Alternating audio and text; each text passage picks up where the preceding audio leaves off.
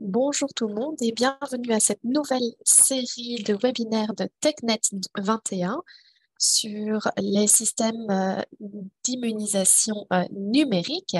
Comment sélectionner le meilleur système pour votre contexte national? La séance d'aujourd'hui est une introduction au système numérique d'immunisation et je suis ravie de souhaiter la bienvenue à nos invités du jour. Harriet Blest, consultante pour la santé numérique d'UNICEF, Emily Nicholson, analyste d'analyse numérique, et Emmanuel Bayo, spécialiste de la technologie pour le développement chez UNICEF également. Alors, vous pouvez écouter cette séance en espagnol ou en français en utilisant le bouton interprétation dans le bas de votre écran. Et si vous éprouvez des difficultés à trouver le canal de votre choix, n'hésitez pas à m'envoyer un message sur le chat pour me dire si vous faites face à des problèmes techniques. Alors, en parlant du chat, vous pouvez déjà vous présenter, nous dire d'où vous venez, d'où vous nous rejoignez aujourd'hui. Et puis, comme je l'ai dit déjà, vous pouvez également utiliser le chat si vous avez besoin de soutien technique pendant toute la réunion, que ce soit pour l'interprétation ou pour votre connexion éventuellement. Si vous avez des questions pendant la présentation, veuillez utiliser la section questions et réponses dans le bas de votre écran Zoom et n'hésitez pas à poser toutes vos questions à n'importe quel moment de la présentation. Nos panélistes y répondront après la présentation pendant la session questions et réponses. Finalement, nous enregistrons également cette séance et nous vous enverrons le lien et la présentation par mail après la séance d'aujourd'hui. Je vais maintenant donner la parole à Harriet. Bonjour, merci Alex et bonjour à toutes et à tous de nous rejoindre aujourd'hui. Alors, il s'agit d'une initiative du bureau régional de l'Asie Pacifique Est et c'est une initiative qui est soutenue par le Digital Health Center of Excellence. Il s'agit d'une collaboration entre l'UNICEF et l'OMS. Le contexte est le résultat d'un intérêt important de notre office national, de nos offices nationaux et de l'intérêt des donateurs pour les systèmes d'immunisation numérique. Merci Harriet. Diapo suivante, s'il vous plaît. Alors, pour introduire rapidement, je m'appelle Emily Nicholson, je suis analyste de la santé numérique et je suis ravie d'être là aujourd'hui avec vous. Ok, très bien. Alors, comme Ariette l'a mentionné, il y a eu une croissance mondiale dans l'intérêt pour les systèmes de vaccination depuis le développement des vaccins contre la COVID-19 et nous avons conçu cette série de webinaires afin de répondre à cette demande. Les objectifs de cette série sont donc d'offrir un aperçu des systèmes IIS et EIR et de leurs fonctionnalités respectives. Nous voulons offrir un contenu qui permette aux décideurs de comparer les différents systèmes face à différentes fonctionnalités définies et donner aux exécutants la possibilité de partager leur expérience positive et négative. Aujourd'hui, nous parlerons du contexte et d'un exemple national spécifique et ensuite, nous aurons différents webinaires qui présenteront plusieurs logiciels présentés par les vendeurs avec à chaque fois un cas d'utilisation nationale ou de l'expérience. Alors, nous commencerons par des définitions des systèmes de vaccination, la valeur qu'ils apportent au programme de santé, les caractéristiques communes et une liste de critères illustratifs. Ensuite, nous couvrirons le contexte et d'autres considérations à prendre en compte lorsqu'il s'agit de sélectionner un système avant de passer à un aperçu de la planification et des processus de déploiement. Nous conclurons avec une présentation d'Emmanuel Bayo, spécialiste de l'UNICEF pour la technologie pour le développement au Cambodge, qui nous parlera de l'expérience du pays pour le déploiement du système de vaccination. Et puis, nous passerons à une séance de questions et réponses. Très bien. Alors, nous allons maintenant passer aux définitions et aux critères illustratifs. Ariette? Merci, Émilie. Alors, système d'information sur la vaccination ou registre électronique de vaccination. Finalement, il s'agit de systèmes numériques de vaccination qui sont confidentiels et informatisés, qui enregistrent, stockent et offrent l'accès à des informations sur la vaccination individuelle et consolidée. Ils peuvent offrir différentes spécificités comme des rappels, des liens vers le système de gestion des stocks de vaccins. Et ici, on ne veut pas s'attarder sur les détails. Donc, on voit que les systèmes peuvent être complexes et peuvent avoir différentes échelles, et cela a une influence sur la nomenclature. Aujourd'hui, nous allons utiliser le terme système de vaccination et comme mot fourre-tout, et vous allez entendre parler à la fois des systèmes EIR et des systèmes IIS, et nous vous encourageons à voir ces termes comme interchangeables.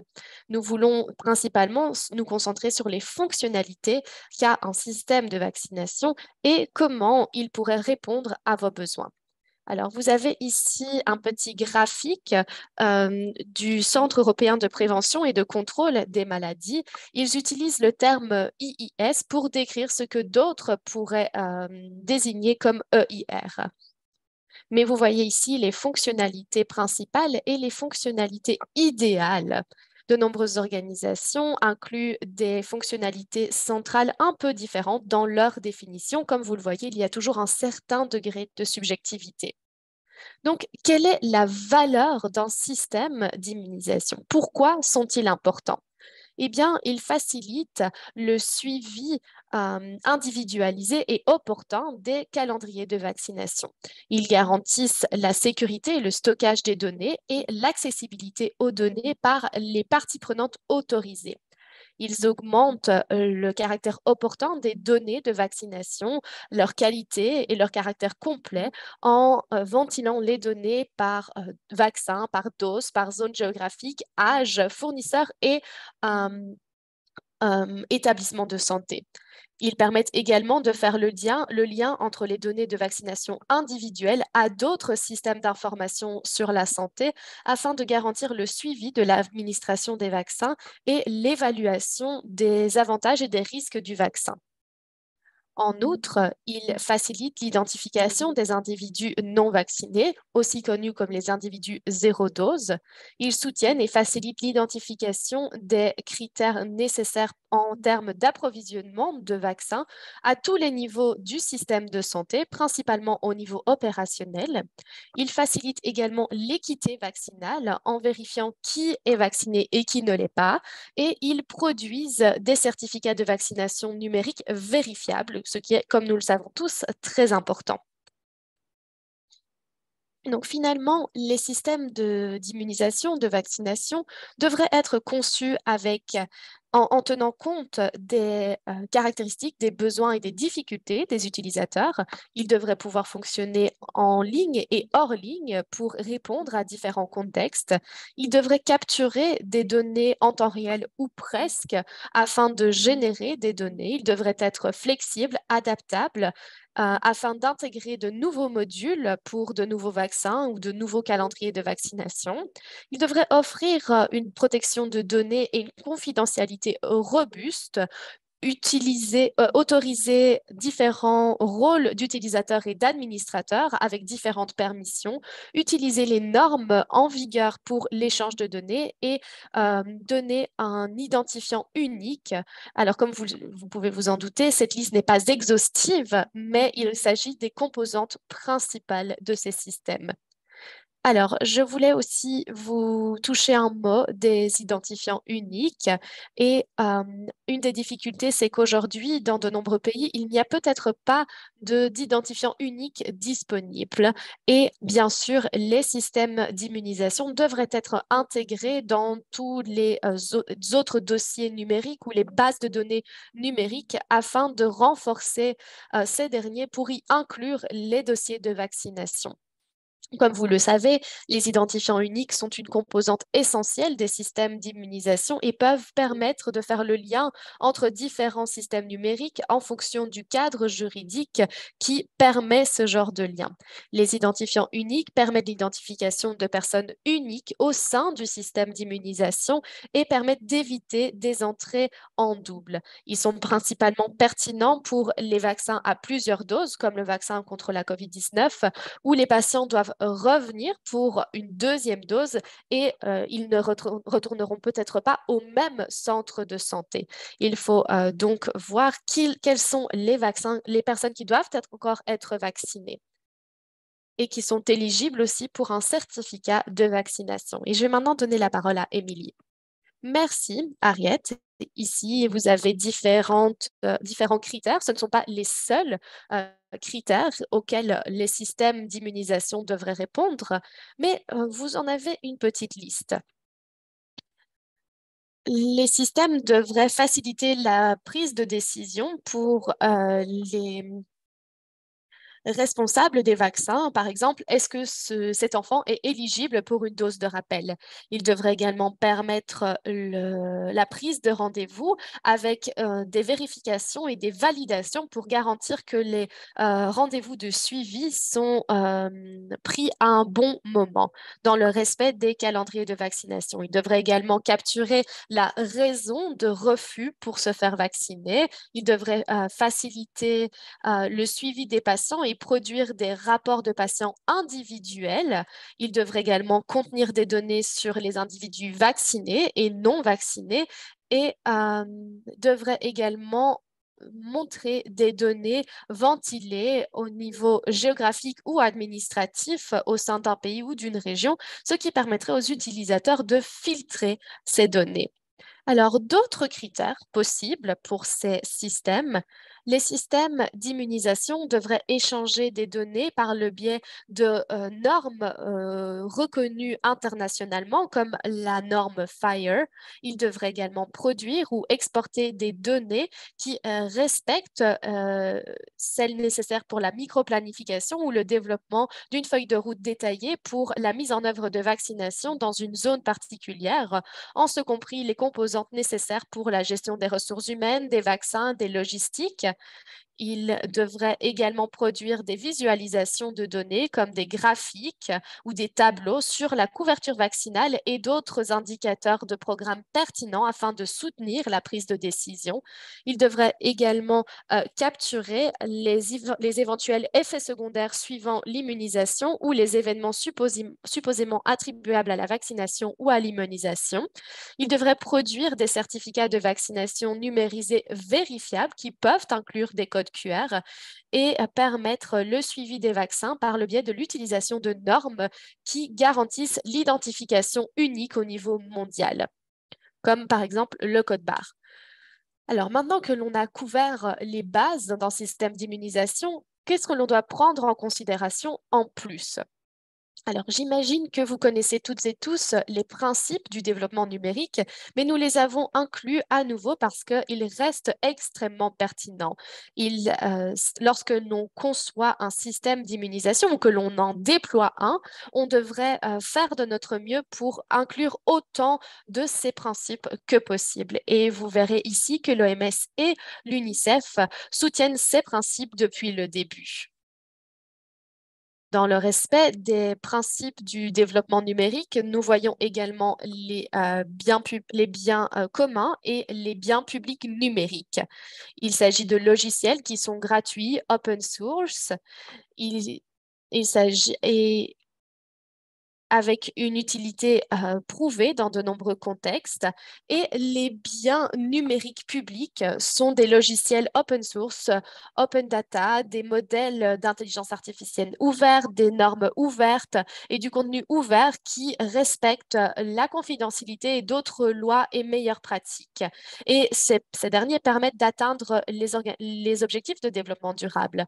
Alors, de nombreux donateurs encouragent fortement d'investir dans ces derniers et tous les systèmes de vaccination qui seront présentés lors de cette série sont reconnus soit comme des biens communs, soit comme des DPG. Ici, vous avez une diapositive sur l'environnement habilitant. Il s'agit d'un tableau qui nous vient de la boîte à outils stratégique nationale de la santé numérique de l'OMS, publiée en 2012.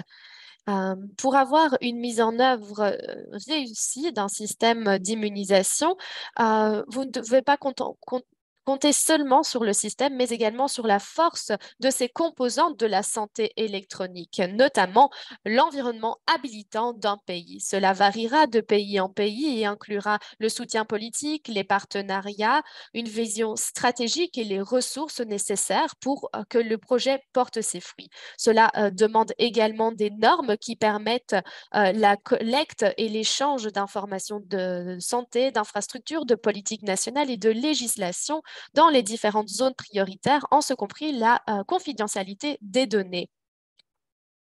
Alors, voilà les différentes étapes que vous allez probablement suivre lorsque vous vous lancerez dans le déploiement d'un système d'immunisation.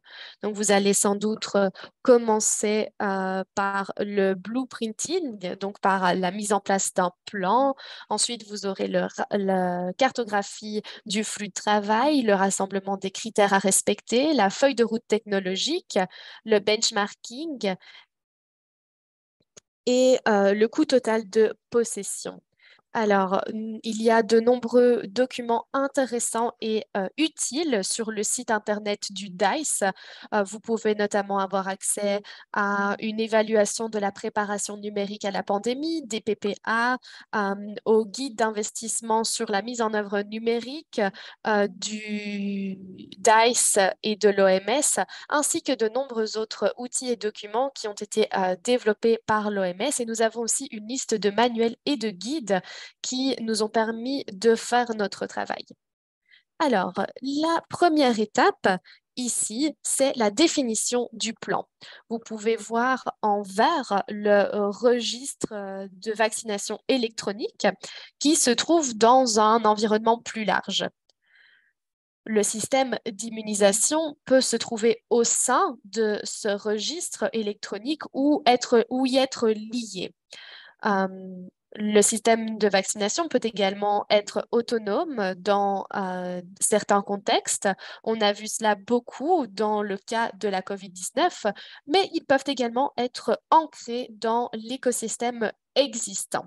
Cela dépend fortement du contexte et on peut également faire en sorte que on peut également faire en sorte d'intégrer certains de ces systèmes autonomes dans l'écosystème existant ou les adapter afin qu'ils soutiennent l'immunisation de routine. Il faut ici comprendre l'écosystème de la santé numérique dans son ensemble.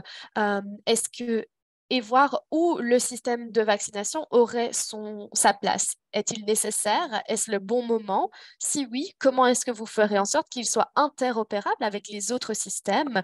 Où se trouvera-t-il? Quelles sont les données nécessaires qui doivent être partagées?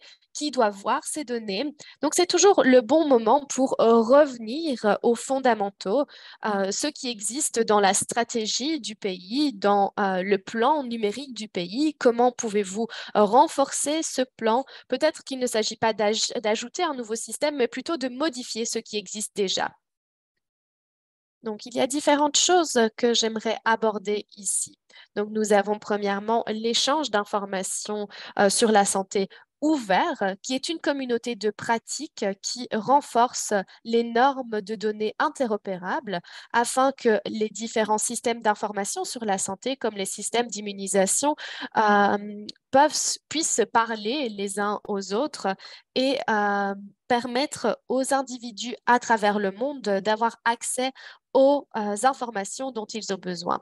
Donc, il faut que vous pensiez à votre flux de travail et à la manière dont le système d'immunisation est lié aux autres systèmes. Nous voulons ici souligner à nouveau qu'il est essentiel d'avoir une compréhension profonde de vos flux de travail, du flux du monde de la santé dans votre pays. Et ce que je veux dire par là, c'est que notre système, le nouveau système système numérique devrait respecter ces flux et les faciliter. Sinon, l'outil ne sera pas adopté par vos professionnels de la santé. Il est essentiel ici d'avoir des approches fondées sur l'humain afin de vous aider à comprendre les caractéristiques, les besoins et les difficultés de votre utilisateur final. Et il est important que les flux d'informations des systèmes d'immunisation soient faciles à personnaliser euh, et permettent l'ajout de nouveaux modules de vaccination, par exemple. Alors, nous allons maintenant passer à l'étape suivante, à savoir le rassemblement des différents critères à respecter. Ici, il s'agit principalement de voir ce que le système doit pouvoir être capable de faire, ce qui n'est pas négociable et quelles sont les caractéristiques qui soutiendront vos processus et vos flux de travail. Donc, vous allez d'abord établir des objectifs clairs du projet. Vous allez identifier vos parties prenantes sans oublier le secteur privé et les utilisateurs finaux. Vous allez documenter chacune des activités. Ça pourrait être important de comprendre la raison de certaines décisions un peu plus loin. Vous pouvez partager cette documentation avec les parties prenantes et être transparent. Parler aux bonnes parties prenantes sans jamais oublier vos utilisateurs finaux et ne jamais faire de suppositions. Concentrez-vous sur les critères. Donc, qu'est-ce que le système doit pouvoir faire? Ici, il faut être agnostique par rapport au système. Il faut aussi créer une hypothèse de bénéfice claire pour chacune des caractéristiques, faire une certaine priorisation de vos fonctionnalités de produits. Vous pouvez voir ce qui est essentiel et ce qui est peut-être moins essentiel, et cela aura une influence sur la création de votre feuille de route technologique. Et puis surtout, il ne faut jamais perdre de vue ces critères fondamentaux, comme par exemple la sécurité et la confidentialité des données. Une fois que cela est fait, vous êtes prêt à comparer différentes solutions, différents systèmes pour voir ce qui conviendrait le mieux à votre contexte. Donc ici, nous avons divisé cette phase en deux étapes et vous allez peut-être vouloir faire la même chose. Donc, il y a une solution plus directe. Donc, vous avez une liste de critères fonctionnels et vous vérifiez ce à quoi votre système répond. Vous avez aussi une deuxième phase où vous vous penchez sur les critères non fonctionnels, notamment les normes de l'UNICEF sur les données, etc., pour garantir que le logiciel est capable de répondre à toutes les tâches nécessaires, mais qu'il répond également à tous les critères et à toutes les normes nécessaires et que les différents systèmes ont reçu une note sur la manière dont ils respectaient nos normes. Donc, est-ce que le produit respecte ces normes entièrement ou partiellement? Qu'est-ce qui est négociable? Dans tous les cas, les produits doivent absolument respecter les normes du ministère de la Santé.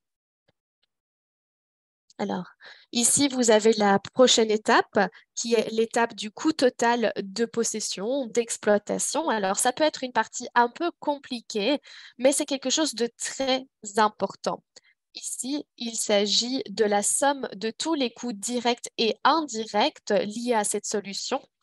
Et ce coût total devrait être critique dans le processus de prise de décision. Le coût total d'exploitation commence dès les coûts de lancement inclut les coûts de lancement et les coûts opérationnels pendant toute la durée de vie de la solution. Les coûts de lancement incluent les licences et les coûts de mise en œuvre initiaux, en ce compris la migration de données et les coûts associés à la formation et aux personnalisations, alors que les coûts opérationnels incluent la maintenance, l'entretien et les coûts de soutien. Alors, comme Émilie l'a déjà dit, les systèmes de vaccination numérique ne sont pas bon marché, même s'ils sont open source. Les investissements numériques devraient être évalués et cartographiés pour voir les flux de financement disponibles. La santé numérique devrait être intégrée dans d'autres cycles de budgétisation et de planification nationale pour un financement à long terme, incluant les opérations et l'entretien. Vous avez ici une très longue liste de choses à faire. Ça nous vient d'un document de l'Organisation de la santé panaméricaine et ça pourrait être bon point de départ pour vous qui considérez l'adoption ou le déploiement d'un système de vaccination. Je voulais aussi parler des défis, des difficultés communes. Euh, cette liste nous vient d'une revue de la littérature. Il ne s'agit pas d'une liste exhaustive, mais ces problèmes reviennent très souvent et donc il faut faire attention à essayer de répondre à ces problèmes à un moment ou à un autre. Et je sais que Bayo nous en parlera un peu plus tard. Parmi les difficultés les plus communes, nous avons un manque de ressources humaines, un manque de financement, des problématiques liées à la protection des données. Pendant la phase de conception, nous avons notamment la définition des fonctions nécessaires pour le système, une absence de normes afin d'offrir un point de référence pour le développement du système et la définition de l'ensemble de données centrales qui doit être collectées. Et puis pendant la phase de mise en œuvre, au début, nous avons d'autres difficultés, notamment la formation des prestataires de vaccins sur l'utilisation de ces systèmes, la validation des données saisies par les différents utilisateurs et le contrôle qualité du caractère complet des données. Alors ici, je vais simplement réitérer l'importance de la sécurité et de la confidentialité des données. Donc, puisque l'échange d'informations individualisées est au centre des systèmes de vaccination, il est impératif d'avoir des systèmes de sécurité et de confidentialité des données en place afin de protéger les informations sensibles et d'empêcher les brèches de sécurité. La solution, pendant tout son cycle de vie, doit considérer les lois, les réglementations, les actes et les décrets en place qui réglementent les données et la confidentialité de ces dernières dans le pays de mise en œuvre. Donc ici, il faut vérifier la stratégie nationale en termes de santé numérique. Il faut vérifier si cette dernière inclut des politiques spécifiques sur les données au niveau du patient, voir où toutes ces données spécifiques doivent être stockées et comment. Cela pourrait impliquer des serveurs publics ou plutôt du stockage dans le cloud. Donc, vous avez ici certaines références très intéressantes, pardon, dans le cadre de la sélection ou du déploiement. Donc, vous avez ici d'excellents documents desquels nous nous sommes inspirés lorsque nous avons créé notre propre système d'information de vaccination numérique et nous sommes ravis d'avoir différents partenaires à ce niveau-là et nous avons hâte de voir plus de collaboration. Merci, Ariette. Alors, je m'appelle Emmanuelle Bayo, je suis spécialiste de la technologie pour le développement au Cambodge et je suis présent aujourd'hui pour partager l'expérience du Cambodge. Je suis ravie de faire partie de ce webinaire. C'est quelque chose de très utile pour nous au Cambodge, bien sûr, mais aussi pour de nombreux collègues et j'espère vraiment que nous allons pouvoir apprendre les uns des autres. Alors ici, il ne s'agit pas de partager des lignes directrices à suivre à la lettre. Je voulais simplement offrir une réflexion contextualisée sur notre expérience pour l'instant au Cambodge et j'espère que certains des aspects abordés vous aideront dans la mise en œuvre de votre système de vaccination. Alors, pour contextualiser un peu ma réflexion, je voulais partager le profil du pays pour que vous voyez d'où nous venons. Alors, la population cible est un peu supérieure à 350 000 personnes. Nous avons environ 1200 centres de santé. Nous avons 44 hôpitaux nationaux et le pourcentage d'enfants entièrement vaccinés est de 76%. Alors, il y a différents chiffres disponibles qui sont légèrement différents, mais il s'agit ici d'un recensement de 2021-2022.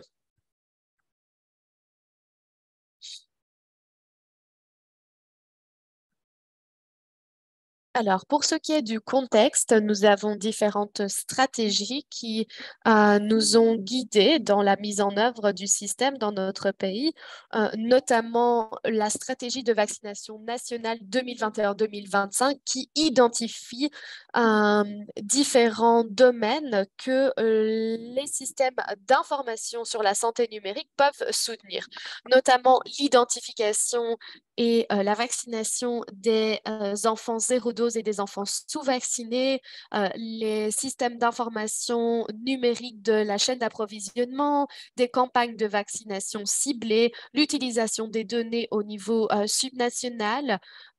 Nous avons également la confiance et la demande en termes de vaccins et la surveillance des maladies qui pourraient être empêchées grâce à la vaccination. Voilà les points principaux de cette stratégie. En plus de cela, nous avons également ce que l'on appelle le Khmer Vax. C'est un système qui a été créé exclusivement pour la COVID-19 avec le ministère de la Santé. Il y a énormément de composantes dans ce système et il ne peut pas répondre à tous les critères pour la vaccination de routine, notamment, et c'est pour cela que nous voulons créer un autre système similaire pour la vaccination de routine cette fois-ci. Nous avons aussi une stratégie nationale sur la santé numérique. L'objectif, c'est d'avoir un écosystème entier sur la santé numérique et les systèmes IIS et EIR ont fait l'objet de notre priorité. Nous avons également réalisé différentes évaluations de terrain pour essayer de voir quelles étaient les faiblesses de notre écosystème et pour essayer de comprendre les obstacles et des difficultés principales auxquelles nous faisons face dans la vaccination. Alors, pour n'en nommer que quelques-uns, bien sûr, nous avons notre système de vaccination de routine qui est entièrement papier et donc c'est très difficile de suivre. C'est difficile, très difficile pour les professionnels de la santé et les centres de santé communautaires de suivre qui n'a pas été vacciné. Nous avons également des dénominateurs de population qui ne sont pas corrects. Dans certains rapports, on voit que la couverture vaccinale est d'environ 5%, ce qui n'est pas vrai, ou d'environ 50%, ce qui n'est pas juste non plus. Donc, nous avons ici des dénominateurs erronés. Alors, ça a déjà été mentionné, mais nous avons aussi cette difficulté autour de l'absence d'un identifiant de santé unique et unifié. Alors, il y a différents ministères au Cambodge, notamment le ministère de l'Intérieur, qui travaille sur ces systèmes. Et la vision, c'est de créer un identifiant de santé unique, mais c'est bien sûr quelque chose qui prend du temps. Nous, euh, nous devons encore répondre à cette difficulté, même si nous avons déjà déployé le système de vaccination numérique. Nous avons aussi un autre problème au Cambodge, c'est la fragmentation. Les systèmes existent isolés les uns des autres. Il n'y a pas d'échange d'informations dans l'écosystème de la santé numérique. Et il y a aussi la préférence du ministère de la Santé pour des solutions plus personnalisées. Et puis, nous avons également ce fardeau administratif qui devient de plus en plus important sur notre système de santé. Alors, à nouveau, nous utilisons beaucoup de systèmes papier. Il y a certains systèmes numérisés disponibles dans certains établissements, mais il y a beaucoup de duplicata dans les différents programmes ou dans les différents systèmes. Et c'est aussi quelque chose sur quoi nous voulons travailler. Donc, nous voulons veiller à ce que ces différents systèmes numériques puissent minimiser le fardeau qui pèse sur les épaules des travailleurs de santé communautaires notamment. Donc, nous voulons faire en sorte que les différents systèmes soient intégrés dans les systèmes d'information sur la santé. Et nous avons également une faiblesse en termes de coordination et de gouvernance, pas seulement au sein des ministères, mais aussi avec nos partenaires de développement. Mais nous sommes tout doucement en train de renverser la tendance. Alors, pour ce qui est des priorités de la perspective du ministère, l'idée, c'est principalement de numériser ces documents papier sur l'immunisation de routine. Ensuite, il faut aussi avoir un suivi automatique des rendez-vous ou des doses ratées par des rappels SMS ou d'autres mécanismes. L'idée, mais pour que cela fonctionne, on doit vraiment se concentrer sur l'autonomisation et la capacitation des professionnels de la santé et des travailleurs de la santé communautaire. Notre programme de vaccination nationale veut vraiment garantir que les systèmes déployés puissent être intégrés à notre système HMIS et aux différents systèmes existants. Donc, notamment avec Khmervac, qui a été uniquement créé pour la pandémie de COVID-19. L'année prochaine, donc en 2023, nous allons soutenir le ministère pour déployer le vaccin anti-VPH, anti-papillomavirus. Donc, nous voulons faire ensemble en sorte que ce programme soit viable. Nous voulons personnaliser le programme en fonction des campagnes qui seront mises en place l'année prochaine.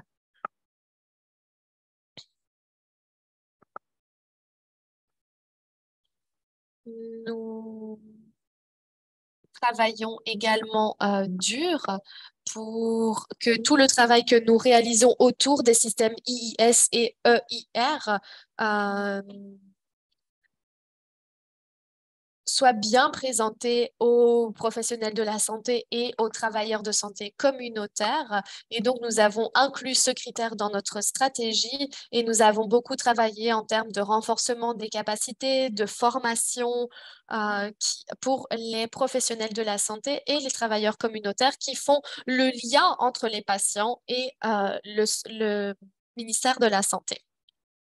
Pour ce qui est des facteurs habilitants, nous venons de conclure ce que ce que l'on a appelé l'évaluation d'informations sur le système de santé numérique. Nous avons identifié différents facteurs habilitants pour la santé numérique. Nous avons notamment un programme de renforcement des capacités qui a été mis en place au Cambodge, ce qui a permis d'identifier les différents indicateurs pour identifier les facteurs habilitants que l'OMS mettrait en priorité. Alors, nous n'avons pas encore publié ces informations. C'est quelque chose qui est encore en cours, mais euh, nous utilisons ces indicateurs pour éclairer le travail que l'on fait au quotidien, principalement avec les travailleurs de santé communautaires, mais aussi avec nos travailleurs administratifs, à la fois au niveau provincial et au niveau des districts. Alors, comme cela a déjà été mentionné, nous avons une coordination et une gouvernance assez faible dans le domaine de la santé numérique de façon générale.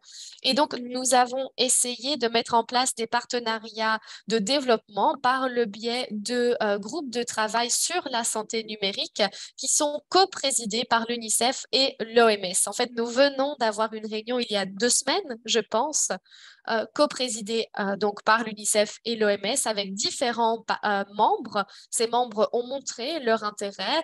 Ils font déjà partie du groupe de travail, notamment l'ONU-SIDA ou l'ambassade de la République tchèque et de la France. L'idée, c'est de vraiment savoir qui fait quoi et de veiller à au renforcement des synergies qui existent entre les différents partenaires, notamment vu la situation actuelle dans notre pays. On se concentre beaucoup sur la transformation numérique pour l'instant et nous voulons être sûrs d'avoir une bonne coordination à ce niveau-là, notamment pour ce qui est de la collaboration avec le ministère de la Santé. Alors, pour ce qui est de notre vision, de notre feuille de route, plus ou moins, nous avons identifié environ 5 phases que nous avons déjà lancées. Donc, la première, c'est la phase d'initiation. Il s'agit principalement de terminer le processus de vente, d'approvisionnement, pardon. Donc, on veut avoir tous les fournisseurs pour que ces derniers comprennent au mieux le système et pour avoir plus d'informations sur chacun de ces fournisseurs pour essayer de voir ce qui serait le plus susceptible de fonctionner dans notre contexte national ici au Cambodge. En novembre, l'idée, c'est de passer à la phase suivante. Donc, on pense à pouvoir avoir nos fournisseurs avec nous. On commencera la cartographie des critères fonctionnels et non fonctionnels. On commencera également la cartographie du processus financier. Nous voulons vraiment comprendre ce à quoi le système ressemble actuellement par rapport à ce que nous souhaitons avoir à l'avenir. Donc ça, c'est la phase 2, analyse et conception. En janvier, nous espérons avoir des prototypes interactifs que nous pourrons tester. On aura l'architecture et les illustrations du système et on aura aussi plus d'informations sur la capacité et les spécifications du stockage des données, donc sur place ou dans le cloud. Et le ministère de la Santé au Cambodge souhaiterait stocker ces informations au sein du ministère, mais les capacités ne sont pas vraiment disponibles pour l'instant. Et donc, nous voulons clairement identifier la direction que nous allons prendre. Et puis, peu importe ce que nous décidons, nous voulons veiller à ce que cette solution soit durable pour nous et pour le ministère de la Santé. Ensuite, la troisième phase, phase de déploiement et de mise en œuvre, d'implémentation. Certaines des étapes dont nous avons parlé ici, c'est le test auprès des utilisateurs et le test d'assurance qualité, la documentation de ces différents tests.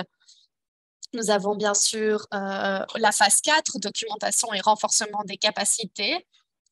En mai, alors, certaines des activités ont lieu presque simultanément. Donc ici, il ne s'agit pas vraiment de finir une phase et de passer à la suivante sans lien entre les deux.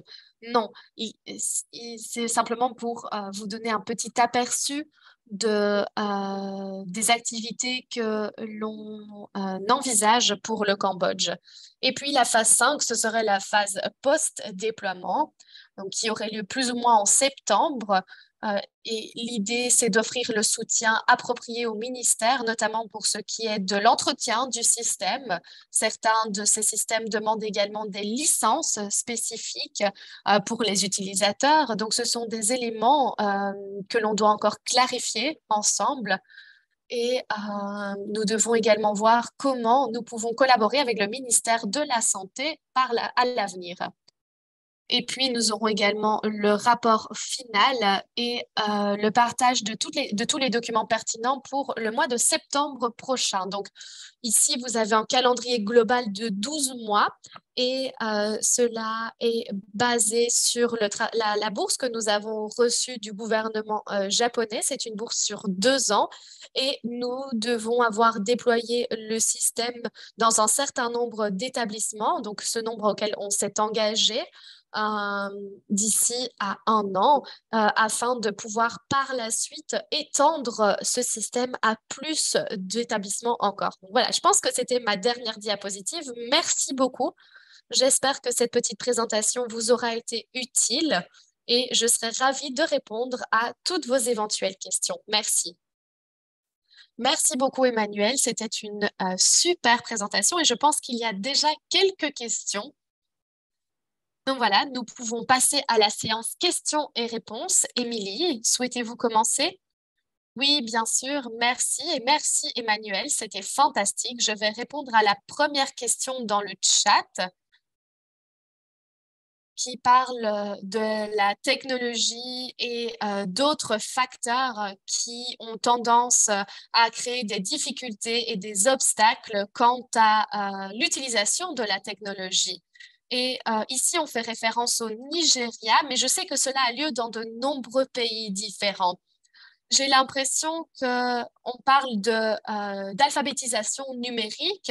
Cela est reconnu comme une véritable problématique. Et donc, lorsque l'on parle de gestion du changement et que l'on essaye de faire preuve d'empathie, quelles sont les connaissances existantes, quels sont les souhaits, quelles sont les craintes de l'utilisateur final? Ça, c'est très important à savoir. Et cela revient au principe du développement numérique, connaître son utilisateur final. L'UNICEF travaille sur différents outils pour répondre à ces questions. Nous avons créé des modules sur l'alphabétisation numérique et nous avons également une évaluation de la littératie numérique. Donc, vous avez ici différents outils que vous pouvez utiliser pour évaluer les capacités en termes de technologie avant de déployer le système. Alors, je vais passer la parole à Harriet pour la suite des questions. Malheureusement, je dois vous quitter, mais je voulais simplement vous remercier pour votre présence. Merci beaucoup, Émilie. Très bien, oui. Alors, je peux peut-être répondre à une autre question. Alors, je vais répondre à la question sur le système IIS et EIR et la saisie de données, comment les données nourrissent le système et comment les professionnels de la santé peuvent utiliser ces données pour à résoudre leurs problèmes. Alors oui, je suis tout à fait important. Ah, d'accord, c'est quelque chose que l'on considère également pour l'instant et ça revient à certaines des fonctionnalités sur la différenciation des niveaux d'accès. Donc, permettre aux professionnels de la santé d'avoir accès aux données de leur zone de gouvernement local, par exemple, et d'avoir un tableau de bord qui soit utile pour eux. Il y a aussi de très bonnes fonctionnalités de gestion dans ces systèmes. Donc, lorsque un professionnel de la santé se connecte, il verra une liste de tous ses patients, de tous ses clients, et il y aura un peu un système de feu rouge ou de feu vert. Donc, vous aurez peut-être le marquage des patients qui ont raté leur rendez-vous en rouge, et puis vous aurez un système d'envoi d'SMS pour faire un rappel, par exemple. Mais je suis tout à fait d'accord avec ce que vous dites pour ce qui est d'investir dans cette visualisation des données et pour donner l'accès aux professionnels afin qu'ils soient investis dans les rapports. De cette façon, ils pourraient voir les données et agir sur la base de ces données. Pour l'instant, le feedback papier est assez lent, alors que lorsque les systèmes numériques sont bien mis en place avec le bon niveau d'action, eh bien, l'action est souvent plus rapide. Bien sûr, ça dépend du contexte. C'est vrai que parfois, c'est motivant pour certains professionnels, pour certains centres de santé, de voir comment les autres professionnels ou les autres centres se portent, alors que dans certains cas, ça peut être démotivant. Donc, ça dépend très fort du contexte aussi. Je vais maintenant passer à la prochaine question dans le chat pour l'intégrité des données et pour éviter les hackers. Alors, je ne vais pas entrer dans les détails ici parce que nous aurons différents webinaires qui vont se concentrer sur la sécurité de chacun des systèmes parce que bien sûr, ça dépend de système en système. l'UNICEF a des politiques de données très strictes en place et il y a beaucoup de diligences raisonnables à respecter avant d'investir dans un système particulier et de le déployer.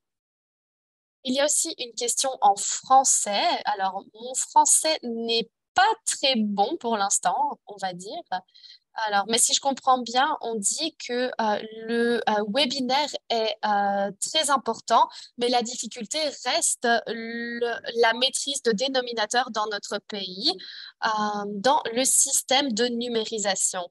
Bayo, est-ce que vous souhaitez prendre la parole et répondre à cette question?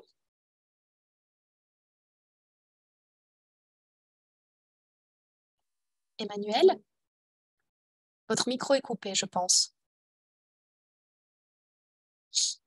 Alors, peut-être qu'on l'a perdu, je ne sais pas. Emmanuel, n'hésitez pas à prendre la parole à tout moment. Ah, Bayo, vous êtes là?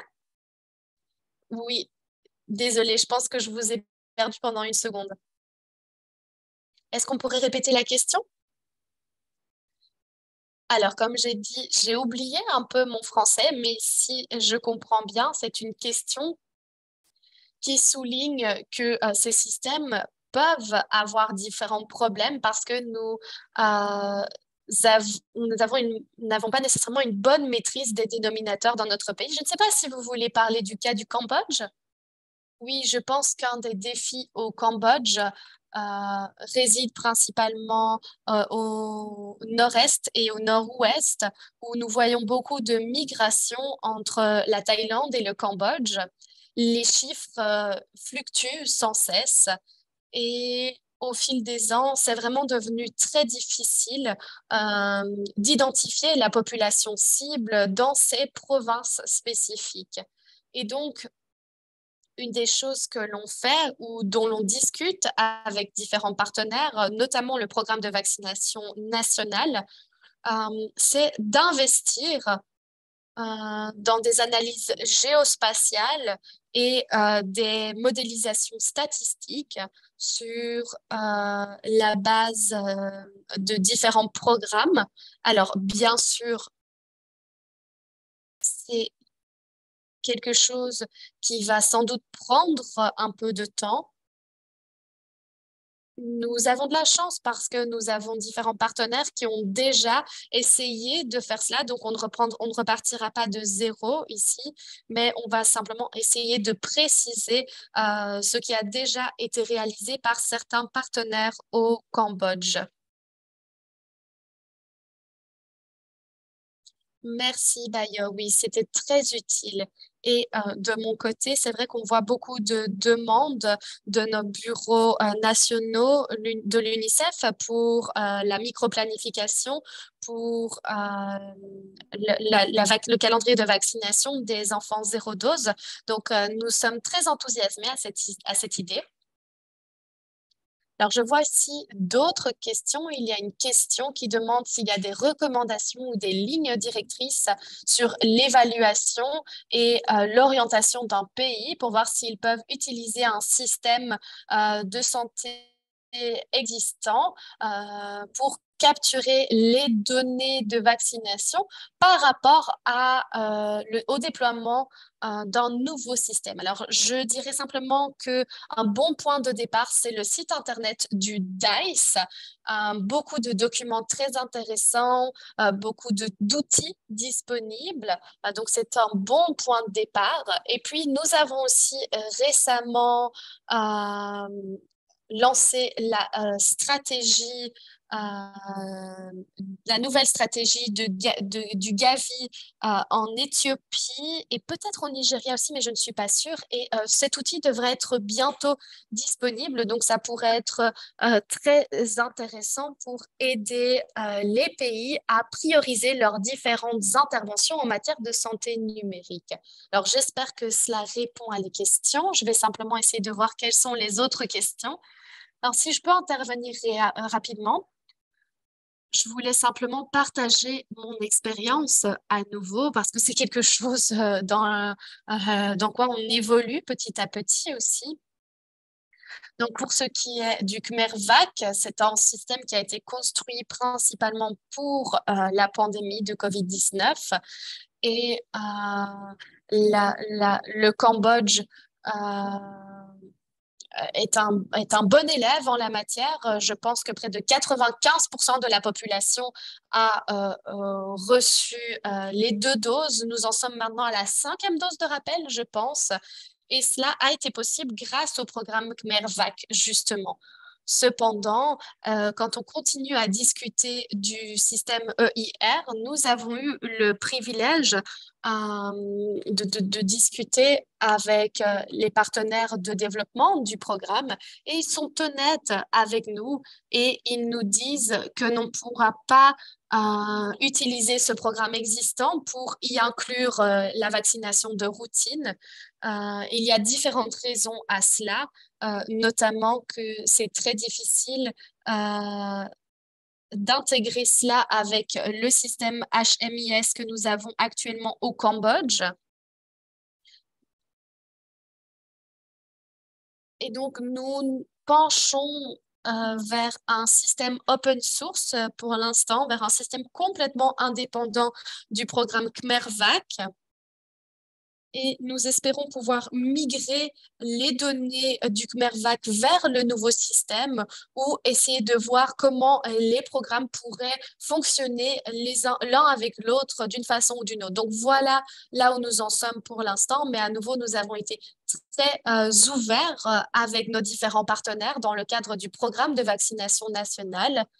Et puis, deuxièmement, pour ce qui est des termes de référence pour les fournisseurs, pour les partenaires, une des activités clés que nous avons incluses de façon délibérée, c'est de compléter une évaluation exhaustive de l'environnement habilitant en priorisant différents éléments.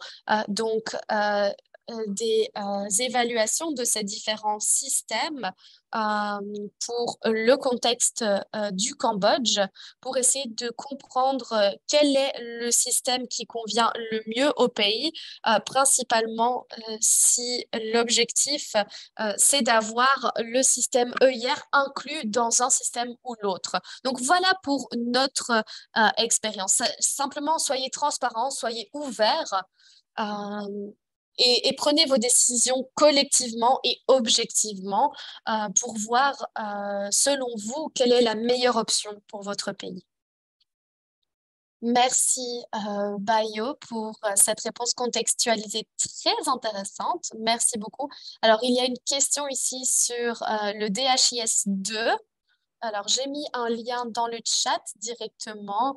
Une partie de l'inspiration de cette série de webinaires sur les systèmes de vaccination numérique, c'était la série de webinaires de TechNect sur les systèmes d'information de la gestion de la logistique. Donc, j'ai partagé le lien vers ce module, vers ces différents webinaires. Donc, n'hésitez pas à aller y jeter un œil. C'est vraiment une ressource très, très utile et très intéressante. Alors, je passe simplement en revue les différentes questions. Nous en sommes presque à la fin de notre réunion et je pense que nous avons couvert presque tout. Je vais simplement vérifier à nouveau le chat maintenant.